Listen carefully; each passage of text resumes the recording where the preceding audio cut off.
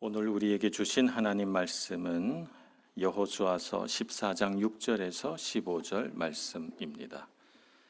여호수아 14장 6절에서 15절 말씀 봉독하겠습니다.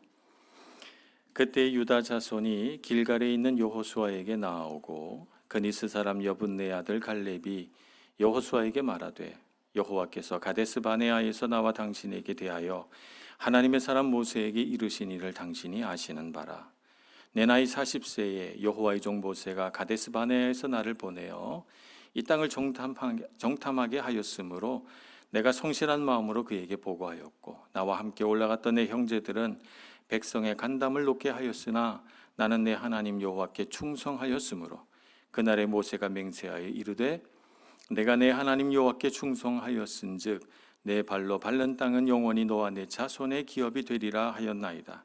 이제 보소서 여호와께서 그 말씀을 모세에게 이르신 때로부터 이스라엘이 광야에서 방황한 이 45년 동안을 여호와께서 말씀하신 대로 나를 생존하게 하셨나이다. 오늘 내가 85세로 돼 모세가 나를 보내던 날과 같이 오늘도 내가 여전히 강건하니 내 힘이 그때나 지금이나 같아서 싸움에나 출입에 감당할 수 있으니 그날에 여호와께서 말씀하신 이 산지를 지금 내게 주소서.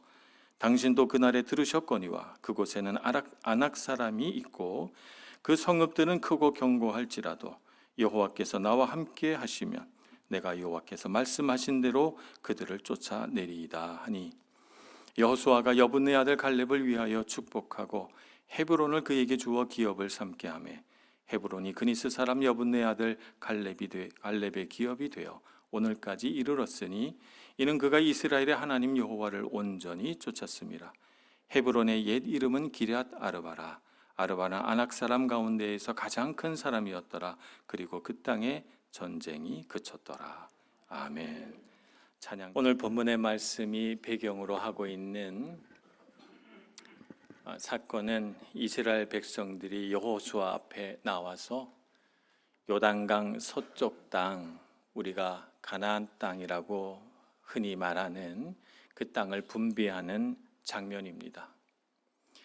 땅을 분배하고 있던 중에 갑자기 갈렙이라고 하는 사람이 나타나서 여호수아 앞에 나와서 내가 먼저 땅을 선택하게 해달라 이렇게 말합니다. 땅을 분배할 때 보통 이스라엘 백성들은 제비 뽑기를 합니다. 그래서 제비를 뽑아서 어느 땅은 어느 지파, 이 땅은 또 누구 지파 이렇게 주게 되어 있는데 갈렙은 자기에게 권한이 있다는 거예요. 내가 땅을 선택할 권한이 있으니까 내가 원하는 땅을 달라 이렇게 여호수아에게 요구합니다. 45년 전 그들이 애굽 땅을 출발한 지 한 1년 정도 됐을 때 가나안 땅 턱 밑에 있는 가데스 바네아라고 하는 곳에 그들이 이르게 됩니다. 그곳에서 가나안 땅을 정탐하도록 각 지파에서 한 명씩 선발을 해서 정탐꾼을 보내게 되는데요. 그때 정탐꾼으로 활동했던 갈렙에게 하나님의 특별한 약속이 있었다는 거예요. 그래서 모세가 그때 하나님 앞에서 약속했던 그 땅을 내게 주시오 이렇게 요구하고 있는 것입니다. 신명기 1장 36절을 보면 이렇게 기록이 되어 있습니다.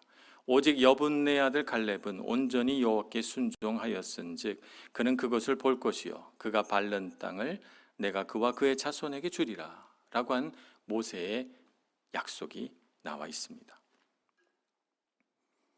갈렙이 여호수아에게 나와서 그 특권을 사용하면서 달라고 한 땅이 어느 땅이냐? 헤브론이라고 하는 땅입니다. 헤브론은 비옥한 아주 땅이 기름진 평야지대가 아닙니다. 해발 900m 정도에 위치하고 있는 산악도시이죠. 당시 이곳에는 누가 살고 있었느냐? 이스라엘 사람들이 그토록 두려워했던 거인족, 아낙 사람이라고 하는 사람들이 살고 있었습니다. 그러나 동시에 이 헤브론은 이스라엘 백성들의 굉장히 의미가 깊은 도시입니다. 아브라함이 자신과 자신의 아내와 자신의 후손들 이삭과 야곱 등등 그 모든 후손들이 묻힐 무덤으로 막벨라 굴이라고 하는 굴을 샀는데 그 굴이 위치한 곳이 헤브론입니다. 그러니까 이스라엘에게 있어서 헤브론은 영적인 고향이자 자신의 민족이 출발한 출발점이자 아브라함 조상 아브라함의 땅이기도 했습니다. 이제 그 땅을 내게 주시오라고 말하고 있는 것입니다. 이 땅을 달라고 한 갈렙은 어떤 마음일까? 그리고 이 땅을 그가 소유하면서 어떻게 하나님의 뜻을 이루어 갔을까? 오늘 본문을 통해서 함께 살펴보며 오늘 이 땅을 살아가는 우리의 영적인 교훈으로 삼고자 합니다.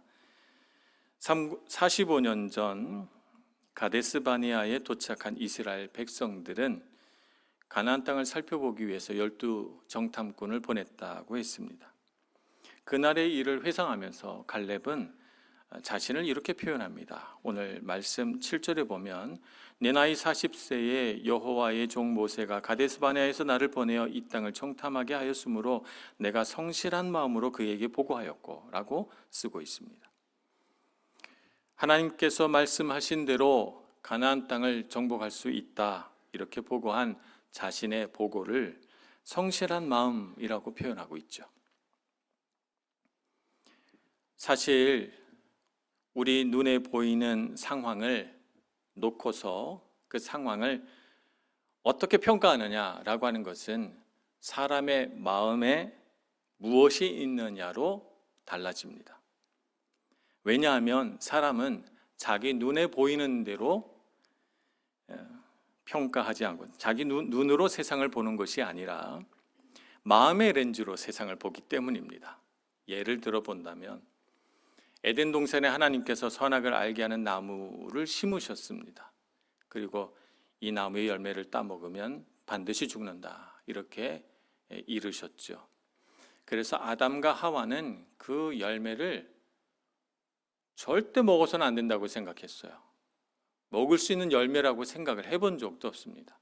그런데 뱀이 와서 유혹을 해서 이 열매를 따먹으면 눈이 밝아지고 하나님과 같이 될 것이고 죽지 아니할 것이다 이렇게 유혹을 하니까 그제서야 마음이 어떻게 바뀝니까? 보암직도 하고 먹음직도 하고 탐스럽고 아름답게 보였다는 거예요. 눈으로 본 게 아니죠. 뭐로 봤습니까? 마음으로 본 거예요. 마음 안에 하나님의 명령이 들어있을 때는 절대 먹어서는 안 되는 과일로 보였는데 마음 안에 유혹이 들어오니까 먹음직스럽게 보이는 거예요. 똑같은 사물인데 똑같은 상황인데 마음에 무엇이 있느냐에 따라서 전혀 다르게 볼 수 있다는 것이죠. 갈렙은 어떤 렌즈로 세상을 보고 살았을까요? 오늘 말씀을 보니까 8절에 이렇게 기록하고 있습니다. 나는 내 하나님 여호와께 충성하였으므로 이렇게 기록하고 있고 또 오늘 9절 말씀에 보면 그날에 모세가 맹세하여 이르되 내가 내 하나님 여호와께 충성하였은즉 이라고 말하고 있습니다. 그는 자신을 성실하다 이렇게 평가하기도 했습니다. 갈렙이 세상을 보는 렌즈는 하나님 여호와에 대한 충성이라는 렌즈였습니다. 갈렙이라는 사람을 표현할 때 오늘 본문에서 여러 번 충성이라는 단어를 사용하고 있는 것이 바로 그 이유 때문입니다. 여기서 충성이란 어떤 의미일까요? 우리는 일반적으로 충성을 이렇게 생각합니다. 어떤 사람이 일을 시키면 그 시키는 일을 열심히 잘하는 것을 충성이다 이렇게 생각합니다. 이런 관점에서 본다면 갈렙만 충성스러운 건 아닙니다. 12정탐꾼 모두가 다 충성스럽습니다. 왜냐하면 그들은 시키는 일을 잘했기 때문이죠. 12명 모두 성실하게 자기에게 맡겨진 대로 잘 정탐을 해서 보고했습니다. 게으른 사람 한 명도 없었고 다 충성됐다고 볼 수 있죠. 일반적인 충성의 관점에서 본다면 말입니다. 여기서 갈렙만 충성되다고 했으니까 그러니까 우리가 알고 있는 충성의 개념은 아닌 것입니다. 갈렙에 대해 표현된 충성이라는 이 단어는 히브리어로 보면 가득 차다, 밀도가 매우 높다라고 하는 의미를 가지고 있는 단어입니다. 그러니까 갈렙의 충성됨이란 그의 마음속에 자신이 충성하고자 하는 대상, 곧 하나님으로 가득 차 있어서 그 외에 다른 것이 들어갈 빈틈이 조금도 없는 꽉 찬 마음으로 살았다는 거예요. 그것이 갈렙의 충성입니다. 10명의 정탐꾼들은 어떻습니까? 크고 견고한 성, 아낙 사람과 같은 거인족들, 그리고 그들이 맞닥뜨린 강하고 예리한 무기들, 이런 것들이 하나님보다 더 커 보였습니다. 그래서 그들은 자신의 경험과 지식으로 상황을 분석하고 또 자신들이 가진 능력과 비교해 보면서 가나안 땅은 정복할 수 없다, 이렇게 결론을 내렸던 것입니다. 하나님 외에 다른 것들이 마음속에 너무 많이 들어와 있어서 그들은 자신들의 삶 가운데 확신을 가질 수 없었고 마음은 혼란스러웠던 것입니다. 그렇지만 갈렙의 마음은 어떻습니까? 갈렙의 마음에는 하나님이 가득했기 때문에 그는 그 가득함으로 자신에게 주어진 상황을 보았습니다. 이스라엘 백성들이 애굽 땅을 떠날 때 하나님은 분명히 젖과 꿀이 흐르는 땅, 가나안 땅을 주시겠다 약속하셨습니다. 갈렙은 그 땅을 주시겠다 하는 하나님의 약속으로 가슴을 가득 채웠습니다. 하나님께서 주시겠다고 했으니 우리가 얻을 수 있다. 그는 그렇게 결론을 내린 것이죠. 그 약속의 관점으로 가나안 땅을 바라보았던 것입니다. 자신의 판단을 내려놓고 그의 마음에 가득한 하나님의 뜻대로, 그의 마음에 가득한 하나님의 말씀과 그 약속을 따라서 가나안 땅을 소유할 수 있다라고 하는 것을 최종적인 사실로 받아들였던 것입니다. 물론 그가 그 땅을 간과한 것 아닙니다. 그 땅에 살고 있는 거인들을 보았고 그도 그 성읍이 크고 견고하다는 것을 알았고 그래서 그 땅을 정복하는 싸움이 치열할 것을 알고 있었습니다. 그러나 그에게 우리가 소위 말하는 객관적인 사실이라는 것이 들어올 틈이 없었습니다. 왜냐하면 하나님의 말씀과 약속이 그의 마음을 꽉 채우고 있었기 때문입니다. 그것이 그의 충성입니다. 하나님보다 더 큰 것이 없었고 그의 마음속에 그가 바라보는 소위 말하는 객관적인 사실이라고 하는 것이 하나님보다 더 크게 자리 잡을 여지가 조금도 없었던 것입니다. 충성된 마음이란 눈앞의 환경이나 상황에 압도당하지 않고 하나님의 말씀이라는 필터를 통해서 세상을 필터링하는 것이 바로 충성입니다. 45년이 지난 지금 갈렙은 다시 헤브론을 요구하고 있습니다. 45년 전 이스라엘 백성을 두려움에 떨게 했던 그 아낙 사람들이 살고 있는 성은 말입니다. 우리가 보통 특권이라 하면 특권은 어떤 것입니까? 고생과 수고를 피할 권리를 특권이라고 하죠. 그래서 특권을 가진 사람은 줄을 쫙 서 있는데 그 줄을 뛰어넘고 어떤 사람은 가질 수 없는 것을 특권을 가진 사람은 갖고 그렇게 되잖아요. 그러니까 제비뽑기 하는 지금 이 순간 그는 제비뽑지 않고 땅을 선택할 특권을 갖고 있습니다. 그러면 고생과 수고를 피하는 쪽으로 그의 권한을 사용해야 되는 거 아니겠습니까? 그런데 충성된 사람 갈렙에게 있어서는 특권이라는 것은 고생과 수고를 피할 권리가 아닙니다. 그에게 있어서 특권이란 하나님의 영광을 드러날 기회를 의미하는 것이었습니다. 10명의 정탐꾼이 아낙 자손들 앞에서 자기 자신을 메뚜기와 같다고 비하했던 바로 그 장소, 바로 그 대상을 무찔러서 하나님의 승리를 선포하는 것, 그것이 바로 그에게 특권이었던 것입니다. 갈렙의 충성심은 내가 이만큼 대단하다라고 하는 것을 보여주기 위함이 아닙니다. 그의 충성심은 하나님께서 말씀하시면 85세가 된 노인을 통해서도 거인족을 몰아낼 수 있다는 그 믿음을 보여주려는 것이 그의 충성심입니다. 그래서 그는 이렇게 말합니다. 내가 지금 85세지만 모세가 나를 보내던 날과 같이 오늘도 내가 여전히 강건하니 내 힘이 그때나 지금이나 같아서 싸움에나 출입에 감당할 수 있으니 라고 말합니다. 이 말은 그가 85세 노인이 되었어도 남다른 체력과 근력을 갖고 있다 이런 말이 아닙니다. 하나님 앞에서 충성된 갈렙의 마음이 40대 그가 젊었을 때와 조금도 변함이 없다라고 하는 것을 표현한 말입니다. 가장 위험한 곳을 선택하여 가장 영광스러운 곳이 되게 만드는 능력은 하나님께 충성된 마음에서만 나올 수 있는 능력입니다. 충성은 자기를 증명하고자 하는 것이 아닙니다. 자신의 삶 속에서 하나님을 증명하고자 하는 거룩한 열망이 충성입니다. 갈렙의 요구대로 헤브론이 그의 기업이 되었습니다. 많은 시간이 지난 후 후손들은 그를 어떻게 평가했을까요? 성경의 기자는 이 모든 사건을 결론 지으면서 갈렙의 신앙 앞에 온전히라고 하는 수식어를 붙입니다. 14절, 그가 이스라엘의 하나님 여호와를 온전히 쫓았습니다. 그의 삶 가운데 결핍도 많고 부족한 것도 있고 그도 사람이니까 결점이 있었겠죠. 그러나 그를 온전히 하나님을 쫓은 사람으로 평가할 수 있었던 이유는 그의 마음속에 하나님의 말씀이 가득했기 때문입니다. 그의 마음에 가득한 하나님의 뜻을 따라 살아간 그의 신앙 여정을 하나님을 온전히 쫓았다라고 결론 짓고 있는 것입니다. 우리도 갈렙처럼 살아가기를 소원합니다.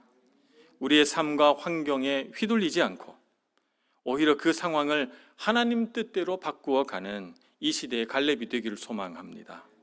하나님 앞에서 충성된 사람이 되기를 소망합니다. 우리가 알고 있는 일반적인 충성이 아니라 하나님의 말씀이 가득 찬 사람, 그래서 다른 어떤 것도 그 말씀을 비집고 들어올 수 없는 가슴이 꽉 찬 사람 되기를 소망합니다. 그래서 우리에 대한 세상의 평가, 우리에 대한 우리 자녀들의 평가가 하나님을 온전히 쫓은 분이라고 평가가 될 수 있는 그런 사람 되기를 간절히 소원합니다. 그 다음 우리가 생각해 볼 것은 이 갈렙의 충성됨은 어디서 나온 것일까 하는 점입니다. 12절에 보면 갈렙은 이렇게 말합니다. 여호와께서 나와 함께 하시면 내가 여호와께서 말씀하신 대로 그들을 쫓아내리이다, 이렇게 말합니다. 하나님께서 나와 함께 계시고 또 하나님께서 아낙 자손들을 헤브론에서 쫓아내거라 라고 말씀하시기만 하면 제가 할 수 있을 줄로 믿습니다 라고 하는 고백이죠.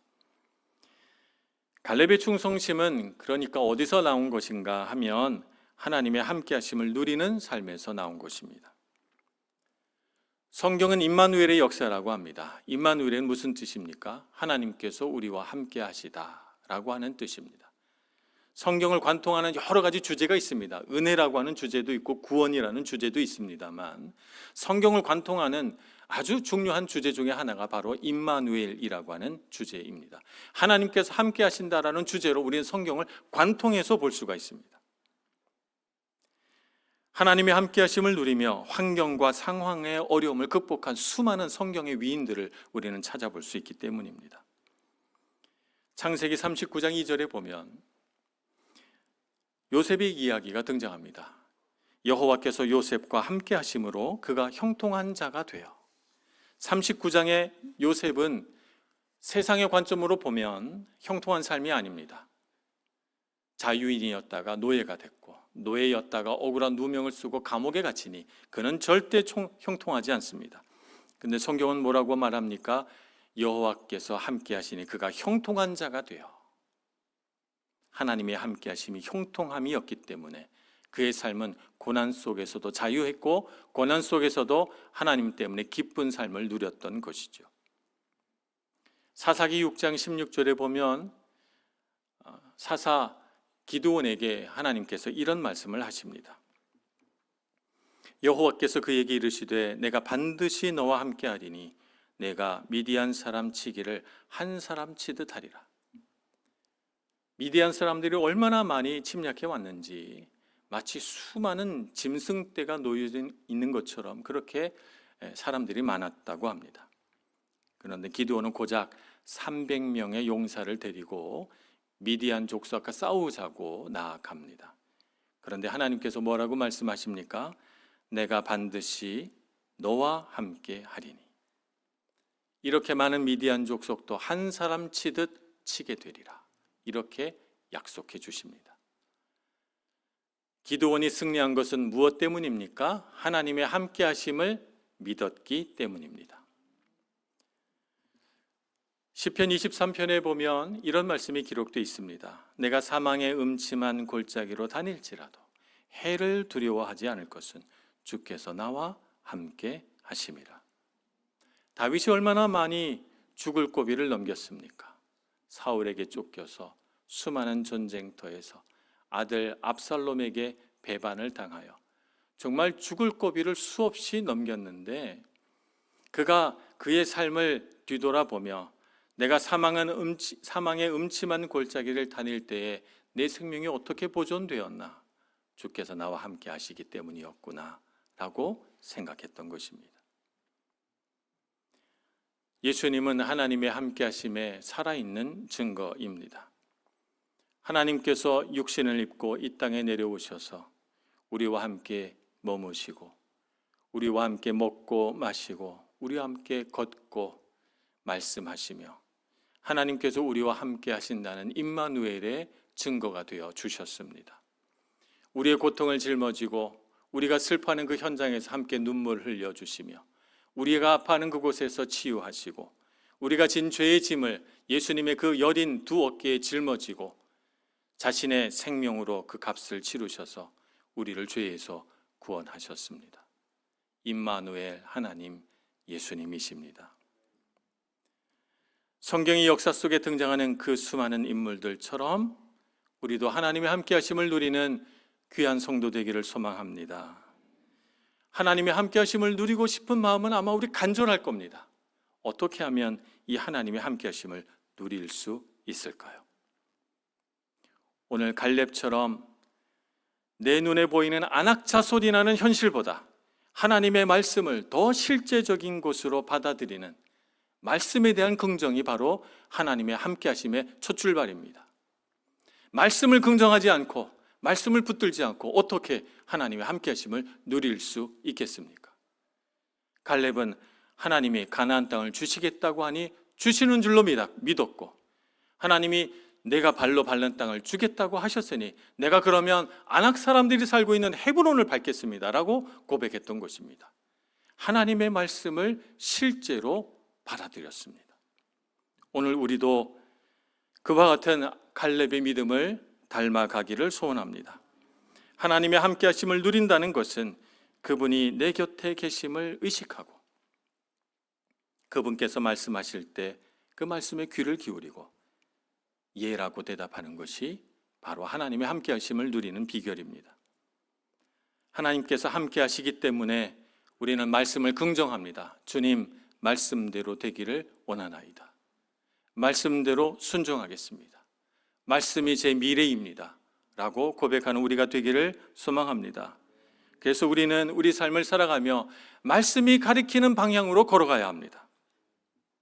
일상 속에서 찾아오는 수많은 작은 선택들, 작은 결정의 순간들 속에서 하나님의 말씀을 기억하고 그 말씀에 순종하는 작은 순종이 반복해서 일어날 때 하나님께서 우리의 삶을 이끌어가고 계심을 우리는 선명하고 분명하게 느끼게 될 것입니다.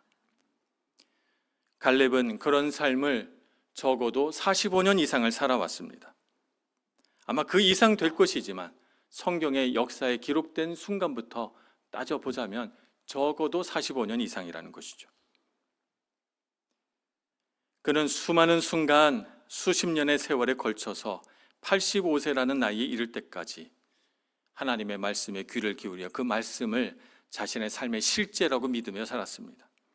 그래서 이 많은 나이에도 불구하고 그는 여전히 용맹하며 여전히 견고하며 여전히 확신에 가득 차 있으며 여전히 비전을 제시하고 있는 것입니다. 하나님을 향한 시선을 유지할 수 있는 우리가 되기를 소망합니다. 시선을 돌려 다른 곳을 바라보는 순간 우리는 넘어지게 됩니다. 시선을 돌리지 말고 하나님만 바라보는 것이 하나님의 함께 하심을 누리는 비결입니다. 시선을 유지하는 것이 거룩하며 시선을 유지하는 것이 영성인 것입니다. 하나님을 바라보며 함께 하심을 누리는 삶에 쉴만한 물가도 있고 푸른 풀밭도 있을 것입니다. 그러나 가끔은 광야도 나옵니다. 메마른 광야를 지나가는 순간도 있을 것입니다. 갈렙도 그 순간을 겪었습니다. 광야 40년을 걸어보았기 때문입니다. 쉴만한 물가가 찾아올 때는 주님 품 안에서 쉬며 회복하고, 광야에서는 하나님을 신뢰하고 믿음과 인내로 그 광야길을 끝까지 걸어갈 수 있는 우리가 되기를 소망합니다. 갈렙도 그렇게 자신의 삶과 동행하시는 하나님을 누렸기 때문에 45년이 지나 그가 원하는 헤브론 땅을 얻게 되었던 것입니다. 하나님의 함께 하심이 갈렙을 살게 한 힘이요, 갈렙의 오늘이 있게 한 능력이었던 것입니다. 오늘 우리도 하나님의 함께 하심을 누리게 되기를 소망합니다. 메마른 광야 같은 이 땅, 때로는 외롭고 때로는 힘들고 때로는 막막하고 때로는 모든 것이 불확실하여 아무것도 할 수 없다고 느낄 때, 그럴 때 하나님이 내 옆에 계시다, 하나님의 말씀이 내 앞에 있다, 우리 입술로 고백하며 믿음으로 걸어가는 저와 여러분 모두가 되기를 간절히 소원합니다. 기도하겠습니다. 자비하신 하나님, 갈렙과 같은 믿음을 우리에게도 주시기를 소망합니다. 그는 세상 사람들이 보는 것 같이 세상을 바라보지 않고 오직 하나님의 말씀을 믿음으로, 그 믿음의 렌즈로 세상을 바라보며 하나님께서 할 수 있다고 말씀하시면 행했고, 하나님께서 멈추라 하면 멈추었습니다. 하나님의 말씀에 순종하며 하나님의 뜻대로 이루는 삶을 살아 우리도 갈렙과 같이 소망하는 모든 일들 이루어 하나님께 영광 돌리게 해 주옵소서. 예수님의 이름으로 기도합니다. 아멘.